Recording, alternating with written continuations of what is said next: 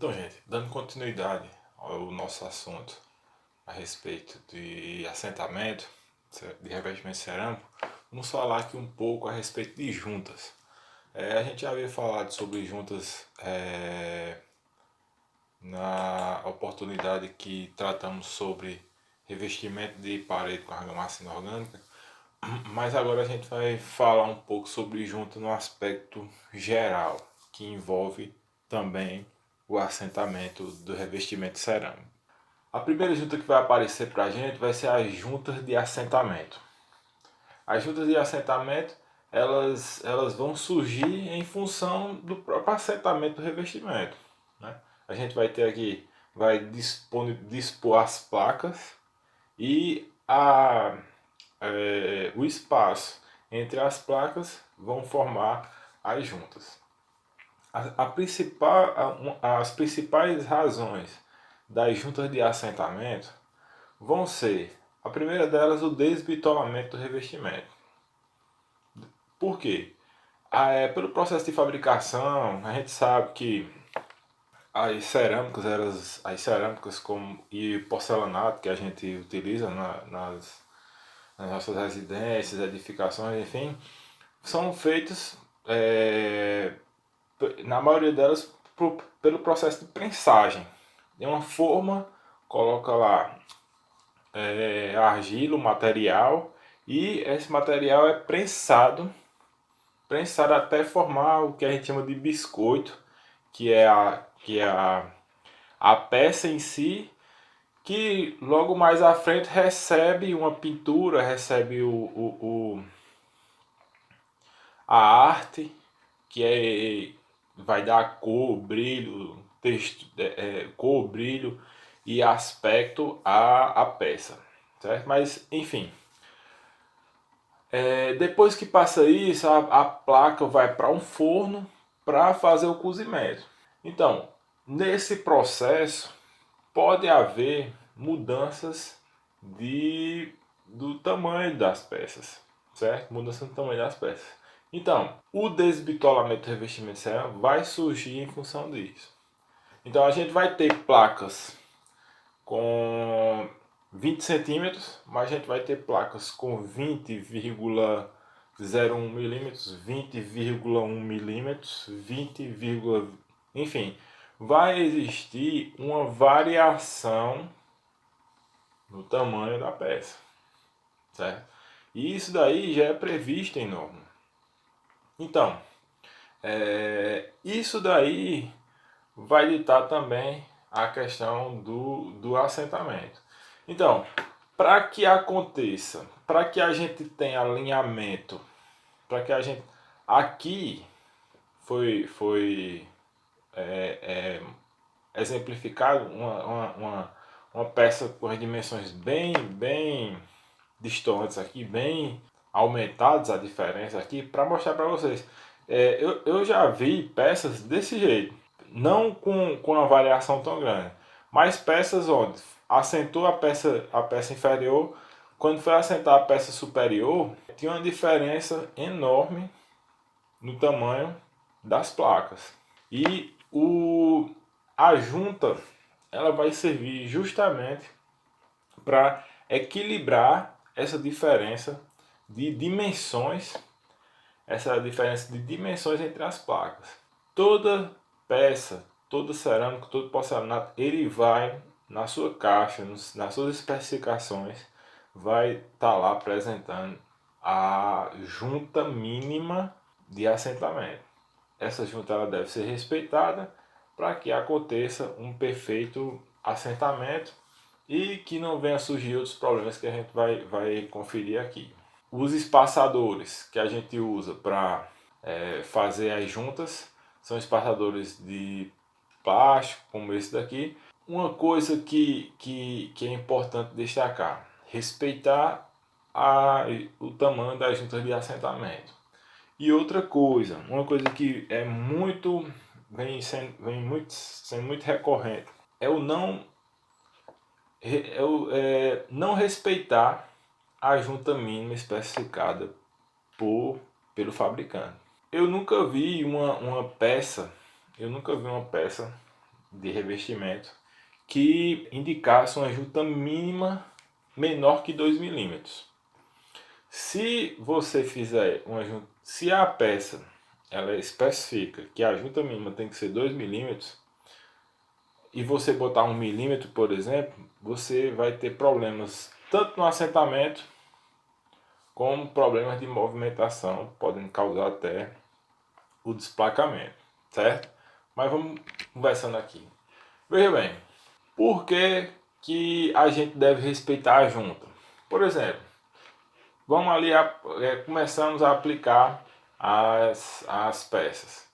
E eu quero que a junta fique mais próxima possível, as peças fiquem mais próximas possível umas das outras, certo?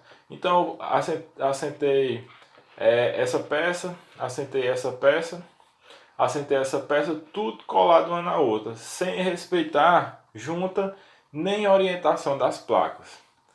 Se eu vou colando uma na outra, em duas fiadas, como foi essa daqui, coloquei essa, quando eu fui colocar essa quarta peça, olha aqui a diferença que vai aparecendo. E se eu for colocar mais peças, essa diferença pode aumentar ainda mais.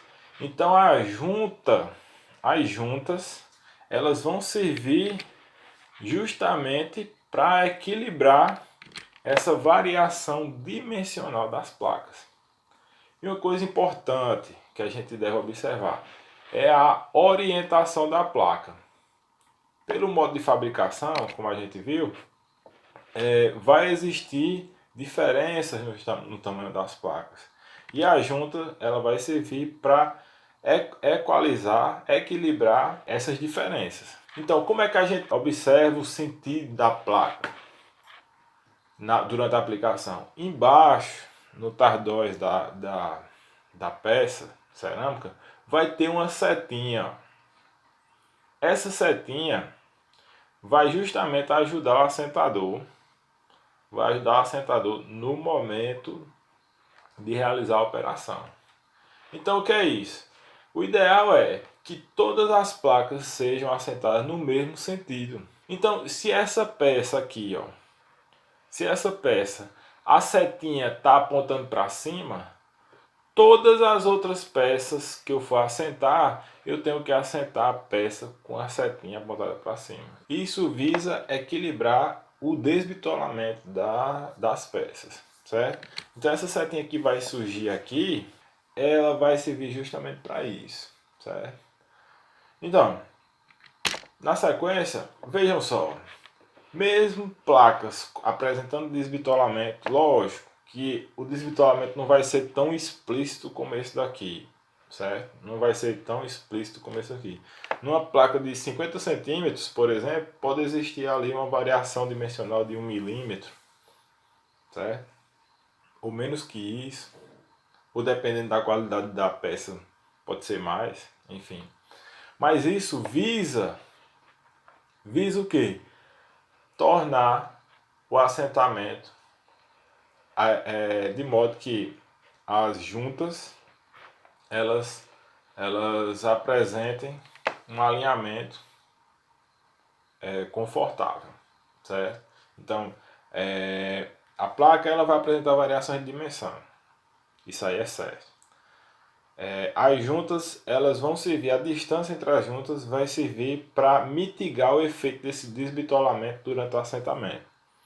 E outra coisa importante é o posicionamento da placa durante o assentamento. Então, novamente, se eu estou assentando essa placa e a seta está para cá, embaixo, no tardóis, a seta está para cá, todas as outras placas você vai assentar ela com a seta virada para o lado e você aplicou a primeira, certo?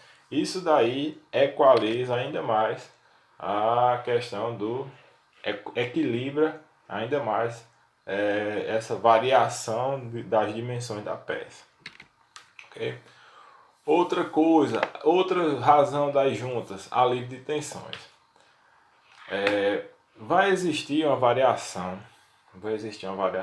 de dimensão, do revestimento E se eu não deixo um espaço bacana entre as peças, essas peças com a movimentação, principalmente movimentos que levam à contração, né, que levam à contração da base, o que é que vai acontecer?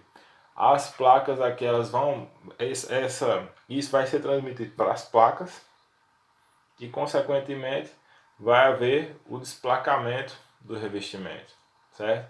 Então, se a gente deixa, respeita, deixa aqui juntas que permita essa movimentação, isso vai aliviar as tensões e a placa vai permanecer assentada direitinho ali no ponto onde você aplicou. Outra função das juntas vai ser função estética.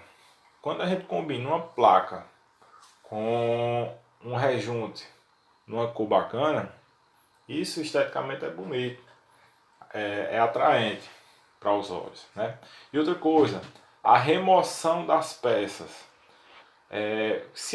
Com a junta a gente pode tirar até uma fiada de peças como essa aqui para passar algum cano, para desentupir o esgoto, para fazer algum serviço que possa, ou até uma placa dessa que venha a quebrar, por exemplo, você pode retirar ela e assentar uma nova placa sem comprometer as placas vizinhas. Isso já aconteceu comigo uma vez. O rapaz do forro foi fazer um reparo no forro e o martelo caiu na peça, quebrou a peça. E aí, o que fazer? Foi retirada a peça quebrada, aplicada uma nova e as demais não foram comprometidas, certo? E outra questão importante das juntas vai ser a higiene. Higiene é fundamental. Por quê? Imagina aí aqui, se a gente não revestisse, não fizesse o rejuntamento dessas juntas. Isso aqui ia ficar o que a gente chama de junta seca, né? E isso aqui é o surgimento de micro-organismos que podem se proliferar aqui é enorme, né? Principalmente em áreas molhadas, como banheiros, cozinhas, frigoríficos, por exemplo, né? Então, quando a gente faz o rejuntamento das juntas, essa proteção é garantida. Quando eu vou falar aqui um pouco também, posteriormente, sobre os tipos de acabamento das peças, certo? Mas, vamos lá. No geral, como é que o rejunte ele tem que ser aplicado? O rejunte, ele tem a peça, ela tem o seu acabamento aqui, pode ser o acabamento que for. Nessa parte aqui superior vai ficar uma partezinha lisa e depois vem a parte da cerâmica mesmo ou do porcelanato mesmo. Então, o rejunte que eu aplico, o rejunte aplicado aqui, ele não pode ficar rente à placa.